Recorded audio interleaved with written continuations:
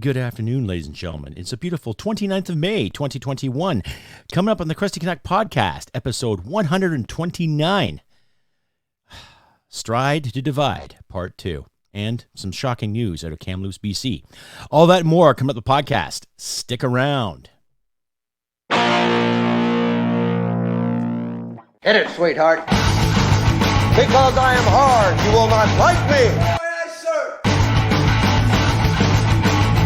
There is no racial bigotry here.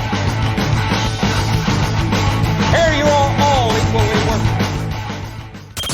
From Western Canada, this is the Crusty Canuck podcast, a Canadian veteran's point of view on political, social, economic issues and life. Here's Crusty. Well, smack my ass and call me Judy. That's right, ladies and gentlemen, episode 129 of the Crusty Canuck podcast. I'm your host, Crusty Canuck. Listener discretion is advised. This is not meant for children because I do use a lot of swear words. And if you like and hear what you see, please, by all means, click like, share, subscribe, all this around on all social media platforms, ladies and gentlemen. Help us independent folk get our algorithm to a point where good people such as yourselves can listen and enjoy and formulate your own thoughts at your own will. Anyway, carry on. Like I said, episode 129. The Stride to Divide, part 2. Now, in recent news, Justin Trudeau, our beloved potato puppet know-it-all, has been standing in Parliament calling everyone who disagrees with them basically racist. In recent news, there's been information brought to us all on mainstream media and independent outlets alike discussing a collaboration with certain scientists and certain Chinese scientists in regards to viral infections and all that good stuff. And I'll leave links in the description for you guys to follow. But more or less, Mr. Trudeau has said in Parliament that if you basically question anything he's saying or doing, it's racist. It's anti-Asian racist. Oh my God. Heaven forbid. Heaven forbid if an elected official takes responsibility for his or her own shit.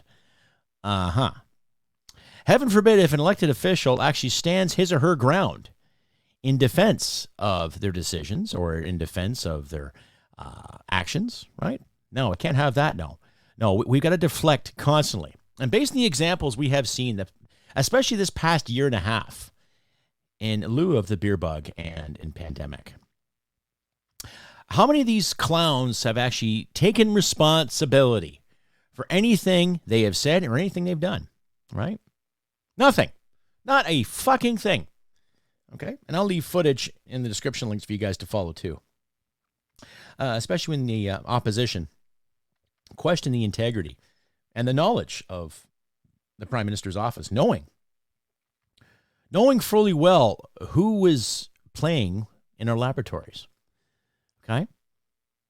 And to sit there and turn around and tell the opposition that they're nothing but racist and they're promoting anti-Asian racism. It's not anti-Asian to disagree with the political ideology. It's not anti-anything,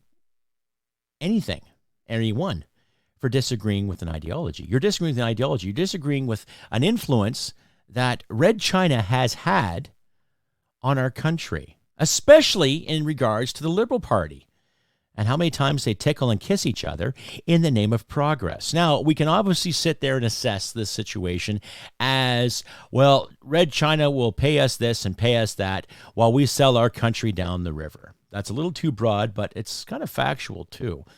My compatriot, Frank P. Vaughan, has made numerous videos about that, speculations from other mainstream sources and independent sources alike, from True North to Rebel. Just how comfy are these individuals with Red China, right? And for a prime minister that talks about diversity and inclusion and all these wonderful funny ways and unicorn farts and pixie kisses and all that great stuff, sitting around pointing fingers at everybody who opposes him, calling them racist, okay? Well, I got news for you, Liberal Party and Prime Minister Justin Trudeau. It's not racist to question your integrity. It's not sexist. It's not misogynist. You want to associate yourself with a dictatorship, by all means. And obviously, it's probably from your old man's influence, too. It has nothing to do with race. It's about the ideology you want to adopt. Now, you grew up in a very, very successful, comfy little household, brought to you by the Canadian taxpayer, and not to mention the amassed fortune that your grandfather earned back in the 1920s. Okay? So you grew up with a beautiful little nest egg and connections here, connections there, hence the Laurentian elite. Okay? And for you to sit there on national television and in the face of Canada and those individuals that actually watch the CPAC channels and parliamentary channels, you're full of shit. Okay? Now, I want to see more of the opposition take a better stand. True. And it's good that they've questioned this man's integrity and his abilities. But I for one, am getting sick and tired of all this finger-pointing and race-baiting bullshit. We've heard it from Jagmeet Singh. We've heard it from Mayor Nenshi in Calgary. We've heard it from Rachel Notley. We've heard it from Janice Irwin, another NDP candidate or an NDP member in the provincial parliament here in Alberta. You know, it's like, really, people, you're taking the meaning of a heinous issue that plagued our society a very, very long time ago, and you're bringing it to surface again just to gain brownie points and to keep your little fucking positions of power.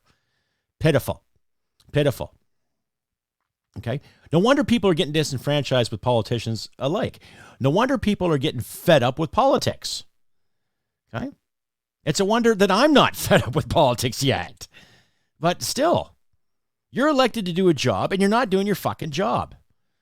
Okay? And then when I encourage people to call their MPs and to solicit and get the words out there and tell these people we are not happy. What gets done about it? Gets ignored, right? Because, of course, they're not going to call an election because of the pandemic, right? It'd just be too inconvenient. How dare we call an election? How dare we do this? How dare we do that? Oh, my God. Safety. And yet I was overseas prior to said elections in places like Afghanistan and other countries. And yet they've held public elections in regards to helping the local people get ahead. And yet there was always threats of bombs and guns and things going bang in the night. And yet they still ran elections. Regardless of how corrupt those models might have been, they still held elections in danger zones. Now, if they can do that in those countries, what the fuck is Canada's excuse? Stay updated and follow Crusty Canuck on Facebook, Twitter, Gab, Telegram, YouTube, and Podbean. Subscribe today and donate at crustycanuck.ca. Yes, and ladies and gentlemen, please check me out on Supercast as well. Follow the link in the description with the green check mark. You join Supercast. $5 a month. You get all of my Crusty Canuck episodes censorship-free. That's right, censorship-free. Just for $5 a month. So please subscribe to Supercast today and help me out. You, my great audience, my listeners, have come a long way with me. And I really, really appreciate the commitments and the kind words I have been receiving the past little while, too, from all of my wonderful subscribers. So please consider joining me on Supercast for $5 a month. Help us little guys get ahead. I like to make this a full-time commitment, and it's up to you, my listeners, to make that happen. So please consider joining today. Anyway, carrying on. Oh, more tobacco. Episode 129. Yeah, 129 episodes I'm at so far, ladies and gentlemen. I try to get an episode at least up every 3 to 4 days, maybe a couple times a week, based on my time constraints and all that. And I'm recently employed now, too, which is good, helping things stay afloat. We've all felt the sting this past year with the pandemic issues and lies from our leaders and lies from our politicians and speculations and so-called hypothesis in regards to our safety. And I don't think these clowns can get it right. You know, the reason I call this episode Strive to Divide Part 2 is because we're not seeing any proper means of unity happening. All these guys keep talking about, racism and bigotry, keep pointing fingers and who's a racist, who's a bigot. And yet they're constantly deflecting their responsibilities as elected officials. Okay? We all know democracy is not perfect, ladies and gentlemen. I know this. But I've said this numerous times before, too. It beats totalitarianism. And yet, the state has rammed its fist down many people's throats in regards to tickets and protesting and what have you. It's not okay to protest for your freedom and your freedom of expression and choice. It's not okay to protest that you want the stores to be open, you want the economy to go flowing. But it's okay to protest a dirty little fucking war that should have been sorted out years ago. It's okay to go in the streets and protest a certain movement because one individual was killed by police officers in another country. It's okay to conglomerate and talk about oppression and theory and race theories and all that good stuff. But we can't unite this country in a common goal of personal freedom and choice, right? Sure, the Prime Minister has given his tweets and his common sense about freedom of expression is essential, but he more or less says, I believe in your freedom of expression as long as I agree with it. And based on the statements he's made in Parliament in regards to freedom of expression, that's self-explanatory. He obviously doesn't give two shits. He doesn't. I don't think anybody in the Liberal Party right now really cares. And in fact, okay, I'll be so bold to guess too. I really don't think anybody in Parliament, with the exception of a few people, actually give a shit about the expression and the rights of a lot of Canadians. Now, I've praised Pierre Poilievre for some of the great work he's done, and especially when it comes to him investigating Mr. Mark Carney, Mr. ex-Bank of Canada aficionado, economist, or whatever the hell he is. I forget his qualifications, but we both know he's full of shit because he doesn't want to develop Canadian oil. He'd rather develop Canadian interests in other countries rather than his own, right? And that's what gets me, too, with this whole Liberal conglomerate. They don't want to progress Canada. They don't want to see Canada flourish and thrive. They want to line their pockets and their interests, but they don't give two shits about this country, right? They don't. They really don't give a fucking royal fuck, ladies and gentlemen. And pardon my swearing, but I'm a little pissed. And I'm not the only Canuck out there that's mad at things, too. They're speculating. I actually watched the recent True North program with Andrew Lawton, and he explains it pretty well. And I've never seen that guy angry in his show, but I could just see and hear the anger come out of his voice when it comes to what Trudeau was saying about racism and how he just turned everything around and called everyone racist who disagreed with him, right? And we've heard this before from Wainwright saying, he was caught recently, too, hugging a compatriot and driving his nice BMW around, yes, and telling that people who don't wear masks and people who are anti-vaxxers are right-wing, frickin' white nationalists. And here he is out and about, no mask on, hugging his co-workers and all that, right? So you can see the hypocrisy, ladies and gentlemen, right? And, of course, they don't want an election right now because I think a lot of them know that if they do call an election, let's say for the fall, they say it in August and then the election happens in October or November, right? A lot of them will lose their jobs. And funny because the CBC put a story up, too, that maybe 29 or 30 of the so-called backbenchers or newly elected Liberal MPs that came from the results of the 2019 election might lose their pensions. Oh, heaven forbid. They do 4 years' work and they expect a pension? Too fucking bad. I did 20 years of service. I had to fight like hell to get the proper pension. Not to mention some other comrades in arms that I've personally spoken to that have had to go through hoops and hurdles to get their paperwork sorted out, to get their pensions properly and promptly on time. And yet, CBC's got nothing better to do except write a story about a handful of people who might have a degree in this or might a degree in that, who might not get a pension after 4 years of service.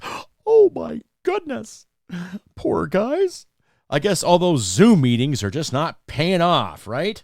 Stay updated and follow Crusty Canuck on Facebook, Twitter, Gab, Telegram, YouTube, and Podbean. Subscribe today and donate at crustycanuck.ca. And as far as I'm concerned, ladies and gentlemen, if you're working 4 years in something, that's 4 years of work that you're starting to build. That's a portfolio or a resume or merit or, earning something, And if you don't get elected the next cycle, well, too fucking bad. You're entitled to absolutely nothing. Really? Because how many business owners in this country had spent the better part of 5-10 years building up something, or in some cases, 15 to 20 years building something? And those businesses are gone now because of municipal, provincial, and federal jurisdictions weighing in, excuse me, and telling them, we got to close you down because of the pandemic or because of public safety. And yet the CBC can't write a story about the strife and the pain that has been caused by these so-called know-it-alls, right? They can't write a story about that. They got to worry about fucking where they're getting their tax dollars from and doing a little slap and tickle in regards to a handful of politicians that might not get elected next cycle. Oh no, what's the world coming to? Yeah, well, here's a dose of fucking reality. That's what happens when you dog fuck. Okay? So those individuals that are concerned about their spots or their seats or their position in Parliament, maybe you should get out there and do a better fucking job for the people in your constituents. You know, like that poor fucking Liberal MP that was caught peeing on camera. I'm not even going to mention his fucking name. I'm just, oh God. First, a month ago, he was changing after a good run and the camera was still on and he exposed himself. And then I guess he was caught peeing the other day. While in a parliamentary meeting. I tell you, those Zoom meetings are getting so hard, ladies and gentlemen. You forget the camera's on. You're so obsessed with representing your constituents, you forget the camera's on and you kind of walk around naked and give yourself a little 1-2 stroke and, oh, sorry, camera's on. Poor guy. See, that's the competence we have representing us. And I don't care where you're from. I don't care what you do, what party you're in. We're not seeing these adults owning their shit. Okay? We're not seeing it.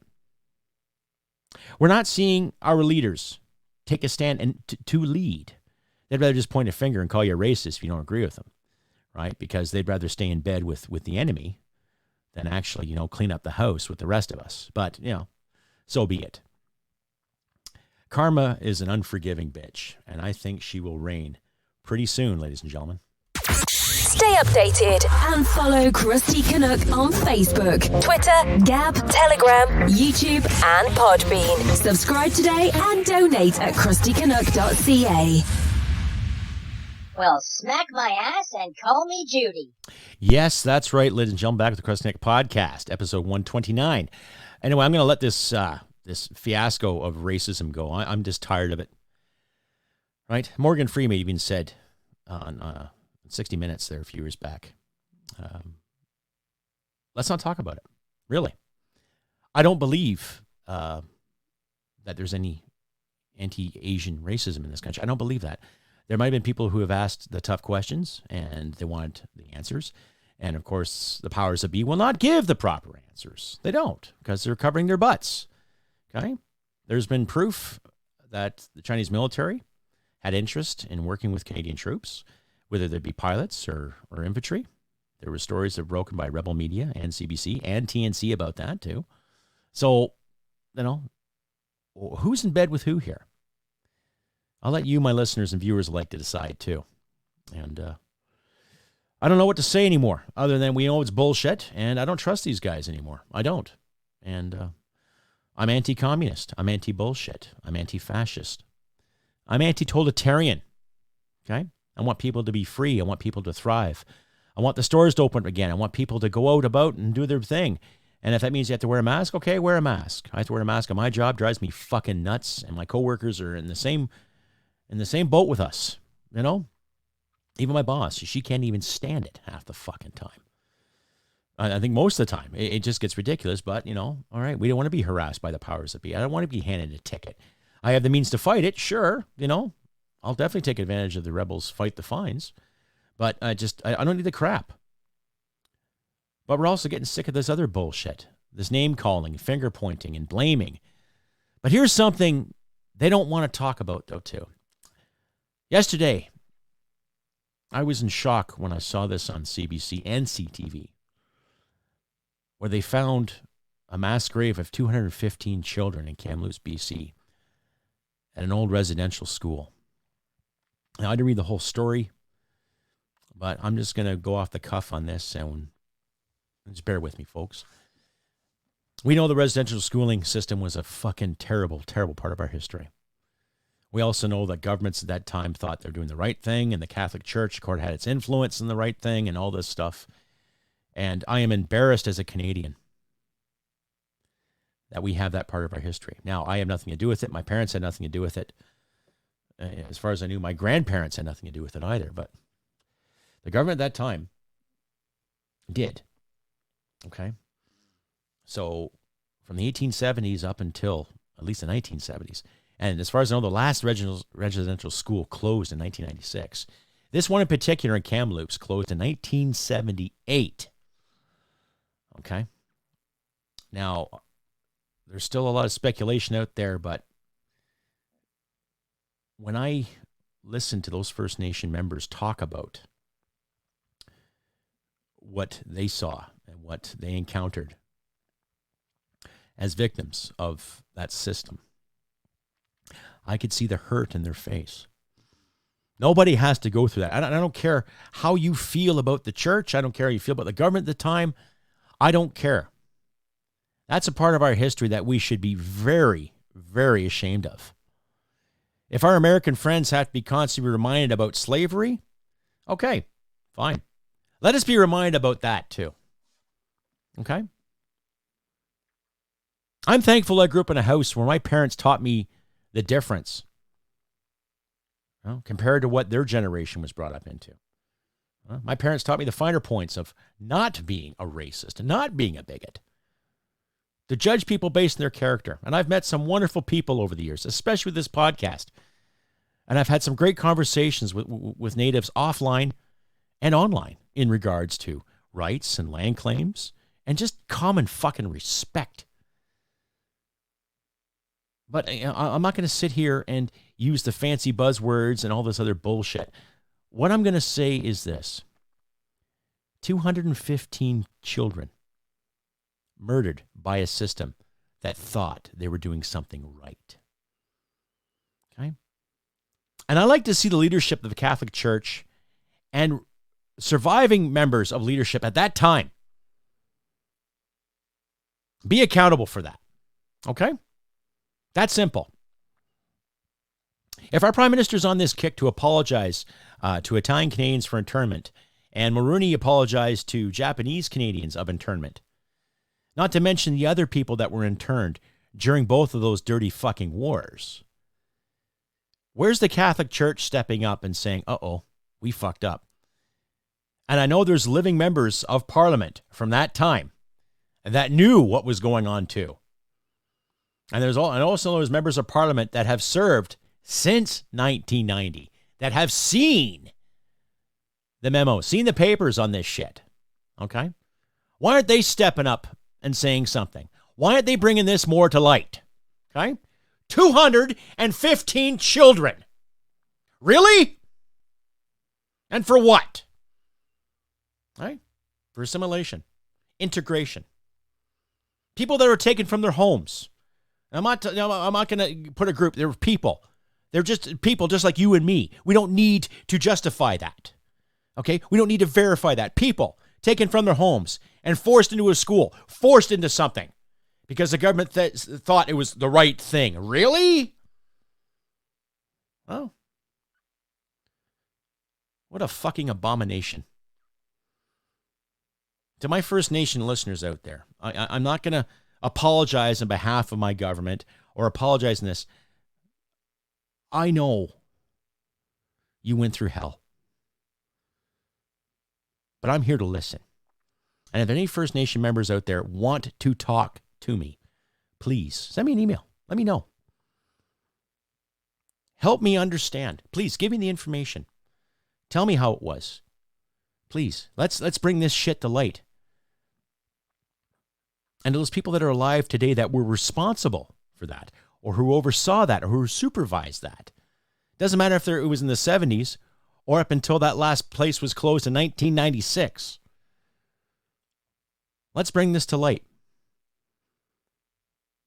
See, a situation like that just reminds us too, and how well a lot of us have lived in this country and what we've taken for granted over the past 50 years.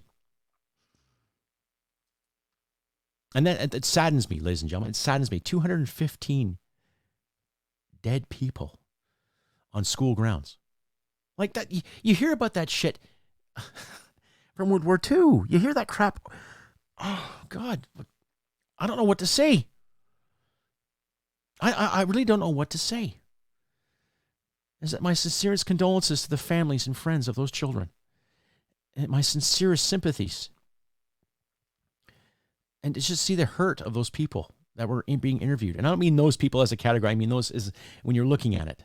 Okay? So in case any woke people are listening to this right now, I'm trying to speak English to the best of my fucking ability without being judged here. Okay? A sick and disgusting action. A terrible, abhorrent result of governments and certain religious influences. Okay? So I ask again, where's the Catholic Church in this?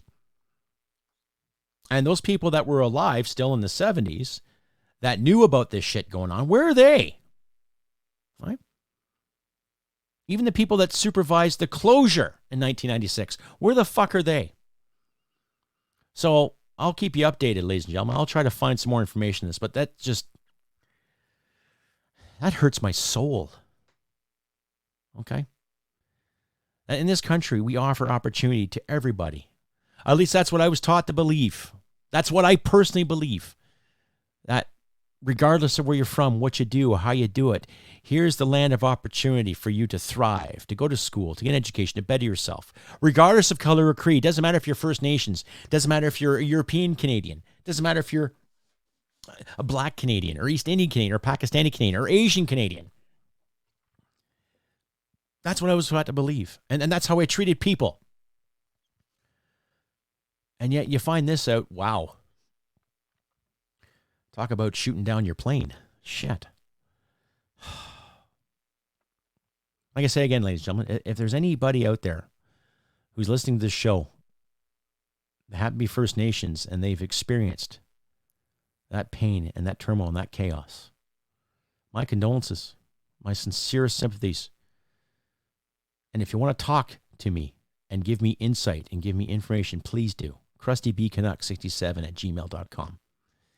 And there'll be other links of contact where you can reach me in my description page there too. But please, ladies and gentlemen, this is not a good thing. And to anybody out there who thought at the time it was a good idea, well, go fuck your head.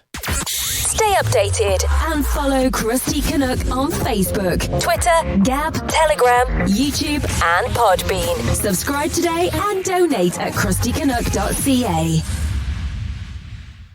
Well, smack my ass and call me Judy. Yes, and I guess another news too, that Ron MacLean there, former host, or I guess he's still the host of Hockey Night in Canada, got into hot water over some of his comments he made about somebody being positive for something because there was like a shirtless guy or something in a picture. Now, I've spoken out against the way they treated Don Cherry because I thought it was really unfair. And shame on Ron MacLean for not backing up his buddy Don too at the same time. Right? Basically threw Don under the bus. Now, it doesn't matter if Don Cherry is 85 years old or 86 years old. It doesn't fucking matter. You know, Don Cherry and Ron MacLean were a good fucking duo when you were watching the hockey game every Saturday night. You know, when Hockey Night in Canada was actually worth watching. All right? You know, the theme music and everything like that in Coach's Corner and the two of them back and forth, the banter and the assessments of plays and professionalism and all that good stuff was a good mix. Heck, I remember the Pizza Hut commercials they used to make back in the 90s. Fuck, they were funny. Just a good duo, you know? But now I guess there's a lot of cringers and pearl grabbers and SJWs are all up in arms because of the comment that Ron MacLean made. Now, get over it, folks. Okay? Get over it.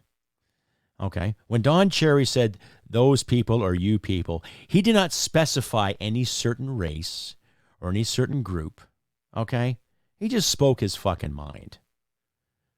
And I'm sick and tired of people getting all cringy and upset and, oh my God, how dare you? Resilience. Okay? Now, I'm upset with Ron because he didn't fucking back up Don. Fine. Okay? Let it go. Whatever. Carry on. But now it seems like it was bigger news than what I mentioned earlier about those 215 bodies. Okay? So it's also a matter of perception and priorities too, ladies and gentlemen. We're constantly being told, oh, we have to do better, have to do better. But this is the kind of shit that divides us too. And I could very well say that mainstream media and government officials and people that want to promote the C-10 and other bills to stifle Canadian growth and economy are all for it. So let us not have these stories deflect us from what we need to do. Okay? I've said my piece about Ron MacLean. I've said my piece about Don Cherry before, and I'm not going to say my piece anymore when it comes to the hidden agendas and secrets that this country has promoted, i.e. the lab stuff with Chinese officials, and in recent news, the 215 poor souls that were found in a mass grave in Kamloops. So this brings me to the point of the episode where I award the infamous The Canadian Polar Vortex of Bullshit. And with due consideration, and of course, actually thinking about who deserves the Canadian Polar Vortex of Bullshit Award. I would have to say, based on everything I have talked about today, it would have to go to, wait for it,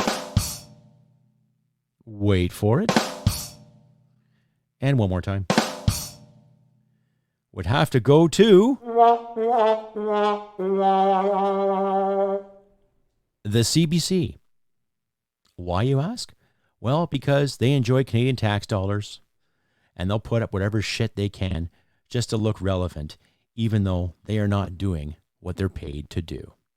So congratulations, CBC, on winning the Canadian Polar Vortex of Bullshit. Well done, you bunch of fucking wankers.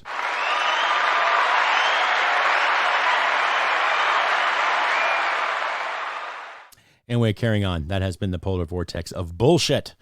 Ladies and gentlemen, CBC, well done. Like I said, if I had a trophy to mail out to these aficionados, I would. It'd be like a horse's ass with a question mark or something like that. Anyhow. Anyway, carrying on, ladies and gentlemen. There'll be no Sunday fastball or fastball Sunday this Sunday. I am working. So there's no show this Sunday. My apologies if people were looking forward to it. And the Thursday fastball will be no more. It'll be postponed. I'm working on a different thing. Basically, it will no longer be the Thursday fastball because really there's no sense in me having a Thursday fastball and then fastball Sunday. So I'll call it something else. But hang tight. I'm still trying to get guests on my live stream when I go solo. But next Sunday for sure.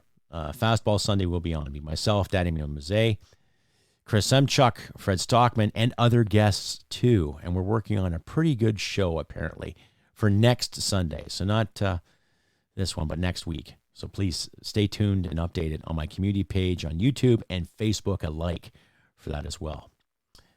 And please check out my shop too at customizedgirl.com/s/Crusty Canuck. I've got hats, I've got stickers, I've got flasks, I've got mugs, swimsuits, t-shirts, all that good stuff.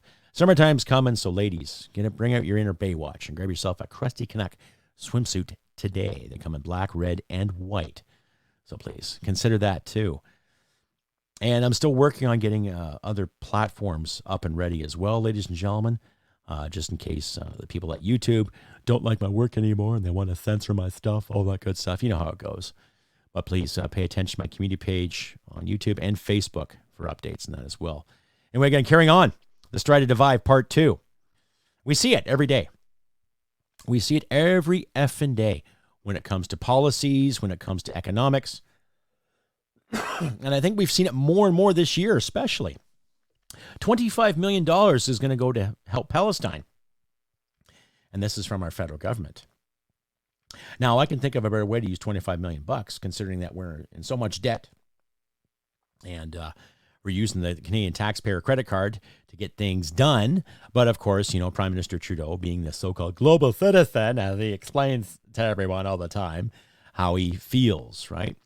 Now, like I've said in my last episode, I really don't care anymore about the dirty wars in the Middle East. I don't. Let them sort it out. And let's look after our own problems here in Canada. But of course, the powers that be just don't want to do that, right? To the Mark Carneys out there that want to invest in foreign oil rather than Canadian oil, and to all the so-called economists out there that want to give away our money, we obviously know that they don't care. So the more and more we show them that we don't give a fuck about what they say and what they do, I think the more and more we're going to get along. And that's probably one of the best steps when it comes to uniting this country. Okay? I still want people to go out there and speak out. I want freedom rallies to reign. Get out there, speak your mind, get the play going again. And let's not fear about tickets.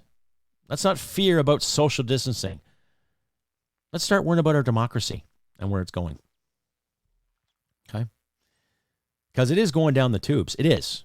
You know, to all this information that's starting to resurface. And I thank Frank P. Vaughan for that, too. I watched his latest episode. And I'll leave a link to his latest episode as well, ladies and gentlemen, for you guys to listen to or watch, because he has the audio and video format there.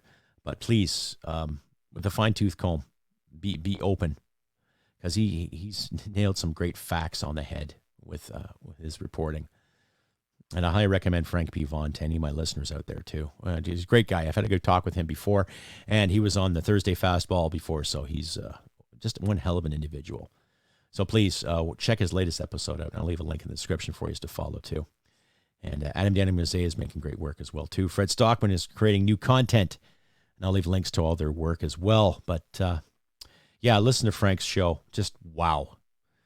Some of the information he was getting in regards to certain proteins of this vaccine, and how a father in BC is fighting for the rights of his child when it comes to this whole transitioning political dogma. So pay attention to that too, folks. But anyway, I'll carry on again with this great divide. And it's going to be up to us, ladies and gentlemen, just the individuals. We need more blue-collar people calling the shots again. So I personally want to see an election called. I don't care. Pandemic be damned. Call a fucking election. And don't sit there and talk about personal safety, because I'm just giving you an example of some of the elections that happen in the Middle East during firefights and war and terrorist attacks. So anybody who works in the political circle says, oh, we're doing this for your safety, call them on it. Call it bullshit. Because I can tell you stories about where I've been, where they've had elections going on, and there was threats of this, threats of that, yet still people were able to go out and vote. So don't hand me that shit, ladies and gentlemen. Anyhow, I've been Crusty Canuck on this beautiful 29th of May, 2021, episode 129. Wow. It's a lot of episodes.